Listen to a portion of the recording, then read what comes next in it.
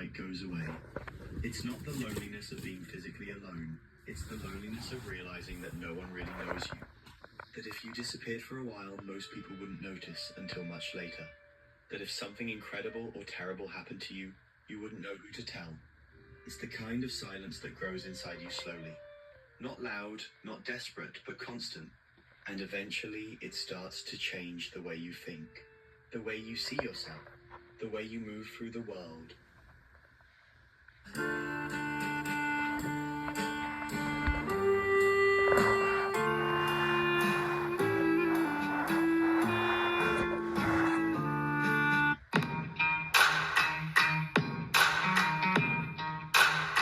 ASL Blue, Sign Language. Download now.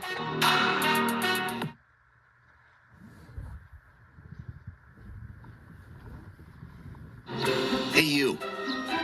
Yep, talking to you. When you visit Audible, you can do anything. Chase your thrills. Slay your demons. Even journey into the great unknown. Whoa. What year is it? And hey, if you're lucky, I'm sorry. discover something new to love. You're a fan too? Audible ignites your imagination.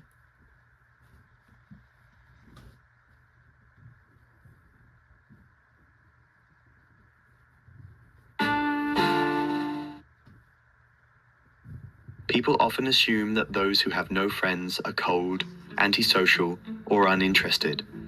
But that's rarely the full truth. Sometimes it's the opposite. Sometimes they care too deeply. They observe too much. They notice every micro shift in tone, every subtle change in energy, every half-hearted smile that doesn't reach the eyes. And after a while, they start to retreat. Not because they hate people, but because connection starts to feel unsafe. Psychologically, this experience changes the brain. When you go too long without social bonds, your brain begins to interpret isolation as a form of threat.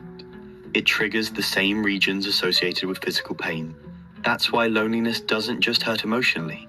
It actually hurts physically. Your heart rate changes, your sleep becomes lighter, your mind starts scanning for danger in places where there isn't any.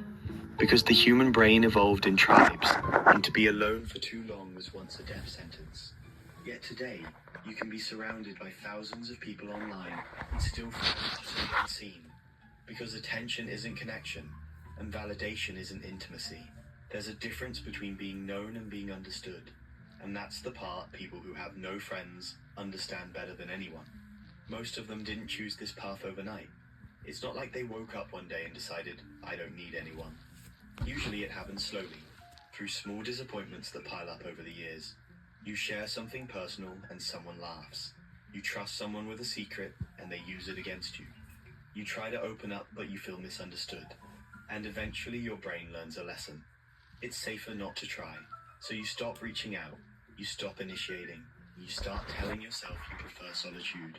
And at first you might even believe it, because solitude can feel peaceful for a while. It gives you control. It gives you space, but the truth is, after enough time, solitude turns from healing to haunting, because deep down, humans are wired for connection. Even the most independent soul still craves to be seen, to be mirrored, to be felt by someone else's presence. But when you've gone years without that, something strange begins to happen inside. Your internal dialogue becomes louder than the world around you. You start talking to yourself, not out loud, but in thoughts that never end. You start replaying old memories, old friendships, old betrayals, and wondering where it all went wrong. Sometimes you convince yourself it's your fault. Sometimes you blame the world. But most of the time it's neither. It's just the complex dance between human psychology and human pain. There's a concept in psychology called learned social helplessness. It's when you've tried to connect so many times and failed that you unconsciously stop trying altogether. Your brain associates reaching out with rejection. So even when you meet good people later, kind, open, understanding, your guard stays up.